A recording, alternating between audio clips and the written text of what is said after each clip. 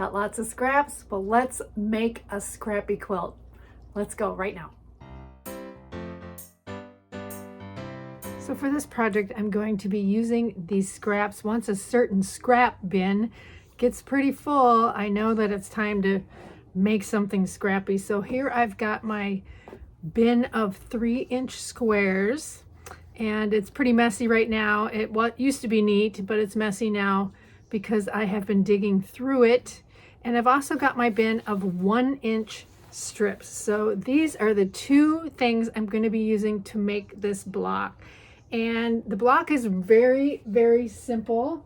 This is the block that we will be making. And you can probably just look at it and see exactly how it was constructed. However, what I'm going to be showing you is how to chain piece this entire quilt so it goes together super simple. So let me start with my 3-inch squares.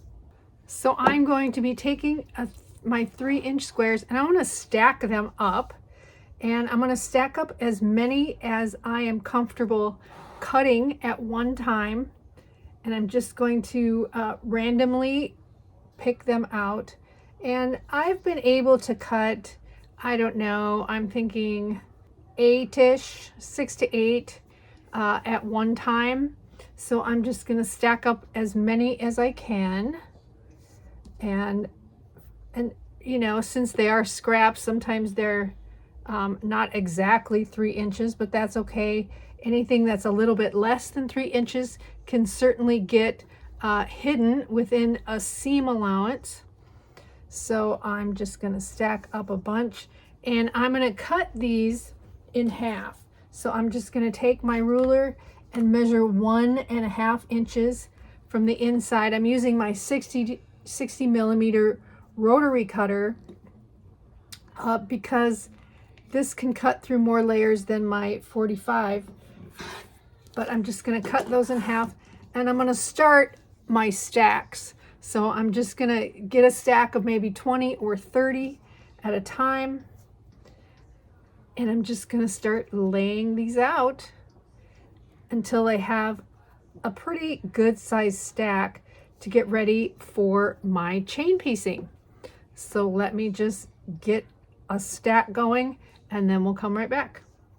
So as you can see, I have got a pretty good stack here. I don't know how many's in here, but the important thing about this is that both of these piles are in the exact same order. So I have exactly the same fabric on the bottom and exactly the same fabric on the top. This is key when it comes to chain piecing these. And this block, of course, you can start with any size square. I'm just starting with 3-inch squares since that my 3-inch bin is pretty full and I can't get the drawer shut anymore. So that's what I'm starting with. But if you want to start with 4-inch, 5-inch, 6-inch, 10-inch squares, whatever you want to start with, that would work just fine for this block. So let's take these over to the sewing machine where I also have my 1-inch strip drawer sitting. Now for this setup, I've got my 1-inch strips in a bin right alongside my sewing machine. And on the other side that you can't see, I have my little mini iron set up so that when I pick out one of my strips here from my bin, I can just iron it flat, so I can start with a nice flat strip. So I'm just going to grab a strip. It doesn't matter what strip. I don't want it to be too long. This is probably about 12 inches long. I've got strips of various lengths in here. Some are actually width of fabric strips. If I do end up with a width of fabric strip, I'll probably cut it in half. So let me just iron this one real quick. And I'm just going to start by laying this right on my sewing machine. I'm going to put one of these piles aside because I'm only going to deal with one pile at a time. Now the trick to doing this is you always have to keep your little 3-inch squares that are cut in half. You have to keep both piles in the same order all of the time. So I'm just going to grab my first little piece here and I'm going to lay it right sides together towards the top of my 1-inch strip, and I'm just going to sew right down the edge, And I'm using a scant 1/4 inch. I found that if I move my needle over a little bit closer to this edge, that when I go to trim this, it will still stay at 3 inches. I can trim it down a little bit back to 3 inches, and it's better to be able to trim something down than have it be too short. I'll show you what I mean. So I'm gonna just sew this right down the edge. And then I'm just going to take the next one in line and line it right up there. I'm not paying any attention to colors, what colors go together. I'm just going right down the line and grabbing the next one in line and lining it up along that strip.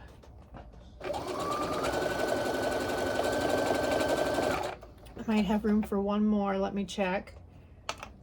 And I'm keeping a little bit. I don't have enough for that one. So I'm just going to cut off the end of this strip. I've got a tiny little bit of waste here. And I'm just going to grab another strip.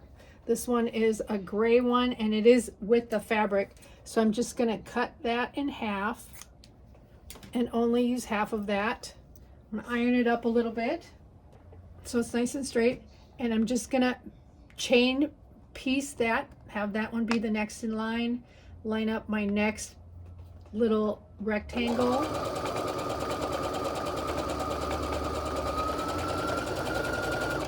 And I'm just going to keep going in this manner until I've got all of these used up.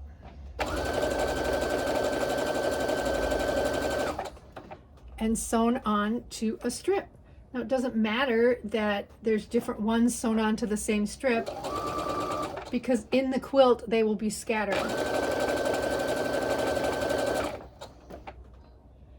So I'm just going to keep going like this.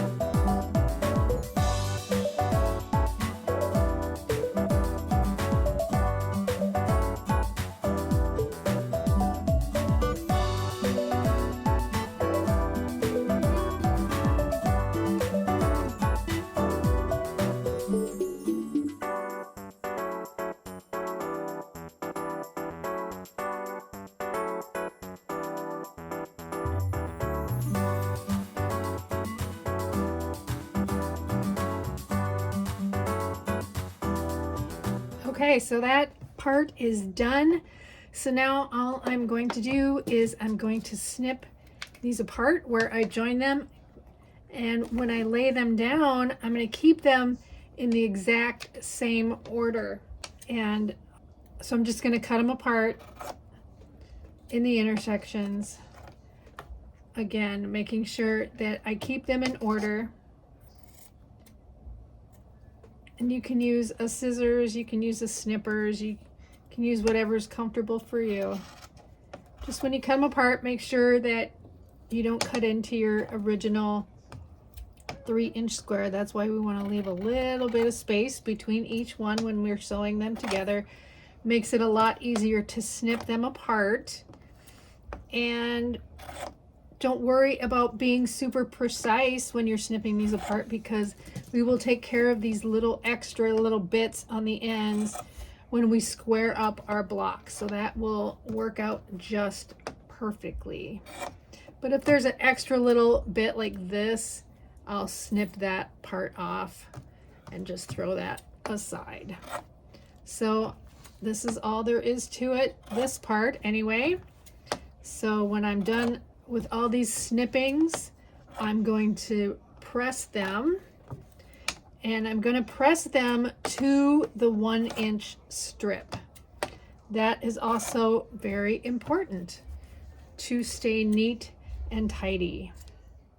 So once you've got your first part on and everything is pressed to the 1-inch strip, and it's all in the same order as this is, now you can just start a new round and go and take the half that you've already sewn on, grab the other half, and just line that up along the 1-inch strip, and again just sew right down there so that when you open it up you will get a square that has been sewn on to the strip like that. So I'm just going to go ahead and chain piece this entire pile like I did before, only now this is round 2. And it's very easy to line up. So once you have your extra piece here, just turn it over and you can line up the sides like this and like this. So everything's all lined up along the edges, and now I can just sew right down that line. Very, very easy.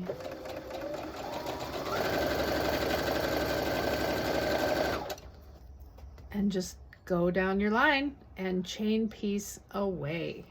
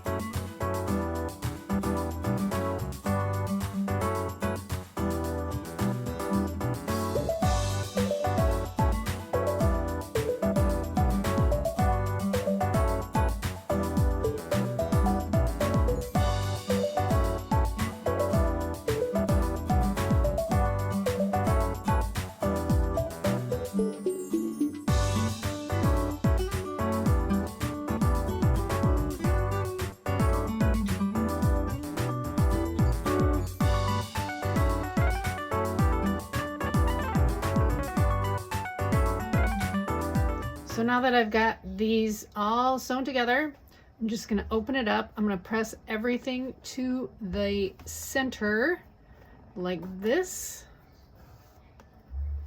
And now all I have to do is trim them up to back to 3 inches square. So let me get all these ironed and then we'll trim one and see what it looks like. So now when I trim these blocks up, they're pretty much back at 3 inches because all we've done is sewn a strip in here. And when you're trimming them, you're really only trimming off these extra little bits on the side. It might be slightly bigger than 3 inches or slightly smaller, depending on your seam allowance. So just get it back to 3 inches as best you can. If it's under 3 inches a little bit, as long as when you sew your blocks together you're within that 1/4 inch, you're going to be just fine. So I'm going to sew all these up. I'm going to put them up, I'm going to trim them all up, put them up on my design wall, and we'll take a look and see what that looks like. So I love making these. I found that out as I was making them. When you chain piece them like I showed you, they go so fast. So before I knew it, I had like over 400 of them. So right now I've got them 24 across and 17 down. I could go on and on and on, but I do have to stop somewhere. So I'm going to stop here. I've got 408 of them made, and I realize as I sew them together, they're going to finish at 2.5 inches. So that'll give me about a 60 wide by 46, I think is what I figured out. And then I'll add a few borders and things like that. But so fun to make and a great way to use up some scraps. Now I just threw them up here as I made them, so they are literally a mishmash of all different colors and things like that. But I think what I'm going to do is I'm going to separate all of these by color. I'm not going to pay any attention to the stripe in the middle. I'm just going to pay attention to the color of the square.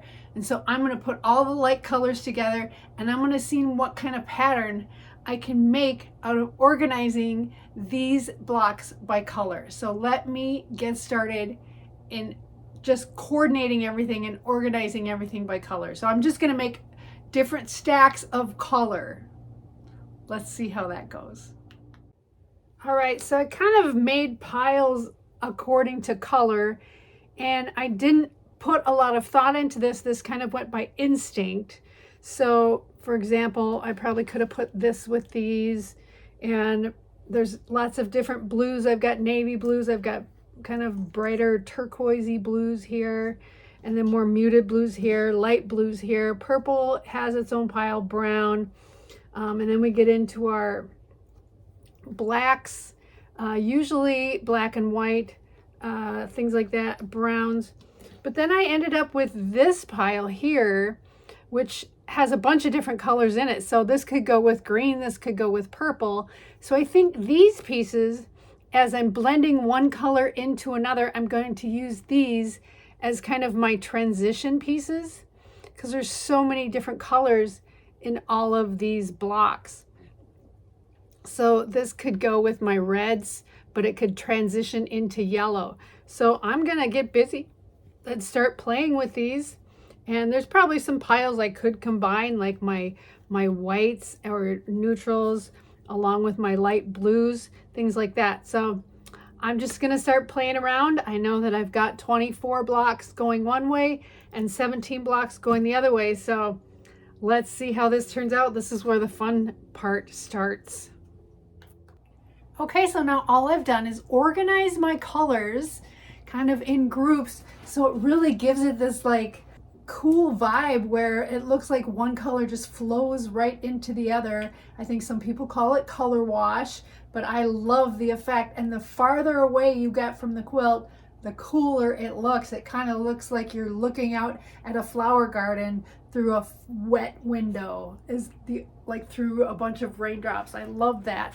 So when I put these blocks together, all I did was alternate the way that the stripe goes, so that when I put them together, I didn't have to worry about any seams matching or anything like that. So I'm going to call this the Art of Scrapology. I love this. I wish I would have made it bigger. I did put a 4-inch border around the edge just in black. I thought about adding a black border and then putting some more 1-inch strips and then another border. But once I just added this one black border, I just really liked the way this looks. So I will bind it in some scrappy strips just to add that color onto the edge as well. So I hope you had fun with this tutorial. Again, you can make this in any size square. You can start with a 5-inch square, a 10-inch square, or a 3-inch square like I did. So I am in love with this. I could have made these all day long. They were so fun and easy to make, especially since they were chain pieced. Thank you to my members for supporting my channel. You mean so much to me and I love it. Don't forget there's a link in the description where you can get your quilty t-shirts. I'm not wearing one now because I wasn't planning on filming right this second, but I wanted to jump on and tell you how much fun I had with this. If you like my content, please subscribe to my channel. It's so fun having you here. And don't forget the Revelation Quilt Guild on Facebook. That link is also in the description. So have fun with this tutorial. Enjoy your day and get your scraps out and make something fun like this. Sue's from Revelation Quilts signing out.